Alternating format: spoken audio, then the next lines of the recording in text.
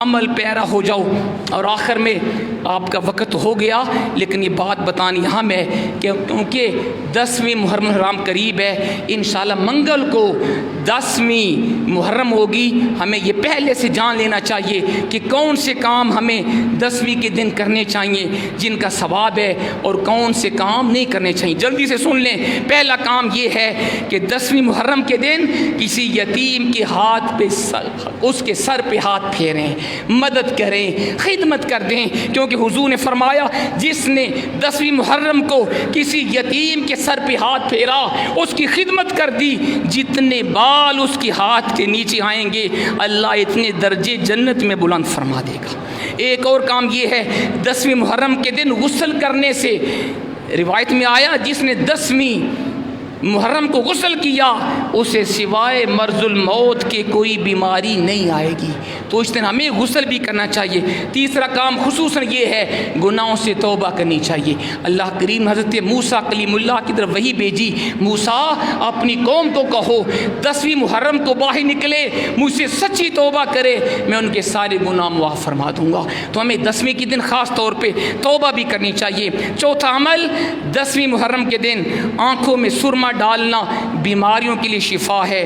حضور نے فرمایا، اور اس حدیث کو امام بہقی روایت فرماتے ہیں، جس نے عصمت سرما ڈالا 10ویں محرم کے دن اس کی آنکھیں کبھی خراب نہیں ہوں گی۔ لیکن ملا علی قاری رحمہ اللہ نے لکھا آنکھوں میں سرما ڈالنا حدیث کے اوپر عمل کی نیت سے ہو، نواز رسول کی شہادت کی خوشی میں نہ ہو۔ اور پانچواں عمل، 10ویں محرم کے دن اہل و عیال کے اوپر کھانے کے اندر وسعت کرنا، ان کو اچھا کھانا کھلانا، اس سے پورا سال اللہ کھانے کے اندر وسعت پیدا فرما دیتا ہے۔ حضور نے فرمایا جس نے 10ویں محرم کو کھانے کے اندر وسعت کی، اہل و عیال کو اچھا کھانا کھلایا، فرمایا حضور نے اللہ پورا سال اس کے اوپر وسعت فرمائے گا، اس کے اوپر غربت نہیں آئے گی۔ چھٹا کام یہ ہے کہ 10ویں محرم کے دن جس نے بیمار کی بیمار پرسی کی، حدیث میں آیا وہ ایسے ہے جیسے اس نے ساری اولاد آدم کی بیمار پرسی کی ہے، اتنا ثواب ہے۔ اور ساتواں کام یہ ہے 10ویں محرم کو فقراء کو پانی پلانا اور دودھ وغیرہ پلانا، اس کی بڑی شان ہے۔ حضور نے فرمایا جس نے 10ویں محرم کو کسی کو پانی پلایا یا دودھ پلایا وہ ایسے ہے جیسے اس نے لمحہ بھر بھی رب کی نافرمانی نہیں کی۔ اور آٹھواں کام بڑا اہم، 10ویں محرم کو روزہ رکھنا ہمارے آقا کی سنت ہے۔ حضور نے فرمایا سومو یوم عاشورا یوم کانت الانبیاء تصومہ کما قال، 10ویں محرم کو روزہ رکھو کیونکہ انبیاء بھی 10ویں محرم کے دن روزہ رکھتے تھے۔ اور دوسری جو حدیث ہے، صحابہ نے کہا حضور 10ویں محرم کا روزہ یہودی رکھتے ہیں کیونکہ حضرت موسیٰ کو اللہ نے فرعون سے بچایا تھا، تو اگر ہم بھی 10ویں کا روزہ رکھیں ان کے ساتھ ہماری مشابہت ہوگی۔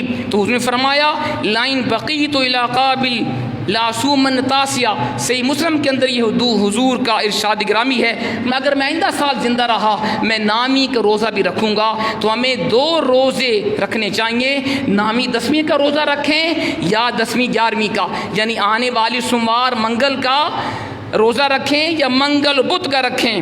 اور یہ کام وہ ہیں تقریباً جو میں نے آپ کو بتائے ہیں، یہ 8 کام ہیں جو 10ویں کے دن کرنے چاہیے، جن کا بڑا ثواب ہے۔ آخر میں سن لیں جلدی میں، وہ کون سے کام ہیں جن کو نہیں کرنا چاہیے؟ میرے سنی بھائیوں، ہم بڑے سادہ لوگ ہیں، ہم وہ کام بھی کرتے ہیں 10ویں کے دن جن کو کرنا حرام ہے۔ میری ذمہ داری آپ کو بتانا اور آپ کا فرض ہے اس کے اوپر عمل کرنا۔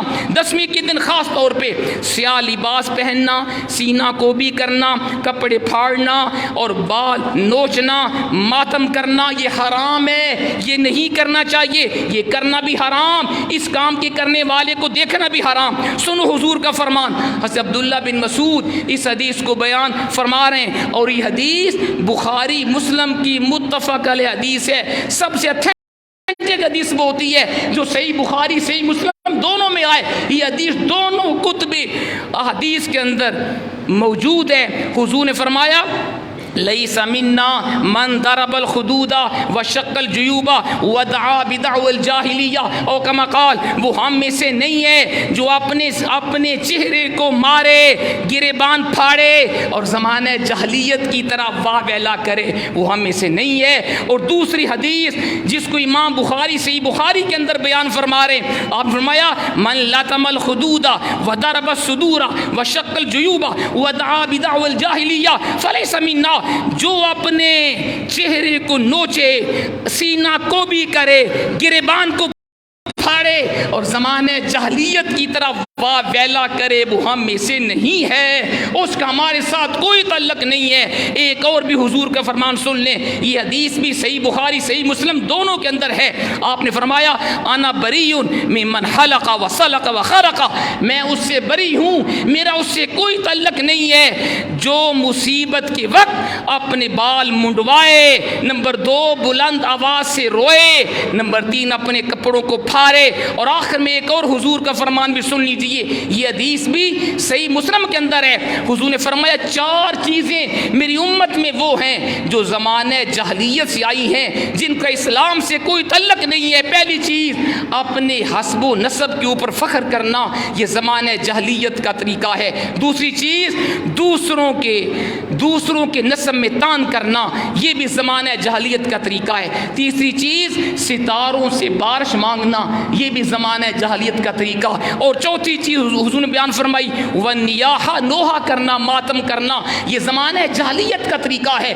اسلام کے اندر نوحہ ماتم جائز نہیں ہے۔ اور آپ نے فرمایا النائحۃ اذا لم تتب قبل موتها تقام یوم القیامہ وعلیہا سربال من قطران ودرع من جرب، او کما قال، نوحہ کرنے والی عورت اگر اس نے مرنے سے پہلے توبہ نہ کی، وہ قیامت کی حال میں آئے گی، اس کے اوپر ایک قمیص گھنٹک کی ہوگی، ایک قمیص اس کے اوپر خارج کی ہوگی۔ ذات محترم، یہ وہ کام ہے، ماتم کرنا، نوحہ کرنا، بدن کو زخمی کرنا، ہاتھ دھوائی کرنا، یہ حرام ہے۔ ان کاموں کو کرنے والے بھی گناہ گار ہیں، ان کاموں کو دیکھنے والے بھی گناہ گار ہیں۔ ہم نے یہ کام نہیں کرنے، ہم نے وہ کام کرنا ہے جو ہمارے آقا نے ہمیں بتایا ہے۔ اور آخری بات، ہمیں 10ویں کے دن محفل پاک رکھنی چاہیے، اس لیے ہم نے یہاں پہ انشاءاللہ اس سال ہم نے خاص طور پہ 10ویں کے دن ہم نے بروز منگل کو زور کے بعد ہم نے یہاں پہ محفل پاک کا اہتمام کیا ہے، تاکہ آپ یہ نہ کہیں کہ جب آپ ان کی شان میں محفل نہیں منائیں گے تو جو بھی منائے گا وہاں جائیں گے۔ ہم نے آپ کے لیے انشاءاللہ منگل کو زور کے بعد یہاں پہ عظیم الشان شہداء کربلا کانفرنس ہوگی، جس میں ہمارے علماء تشریف لائیں گے، علامہ قاری راشد صاحب کا بیان ہوگا، تبرک کا بھی اہتمام ہوگا۔ آپ یہاں پہ تشریف لائیں، کوئی ایسا کام نہ کریں جو اسلام کے خلاف ہو۔ اللہ ہمیں عمل کی توفیق عطا فرمائے۔ وما علینا الا البلاغ۔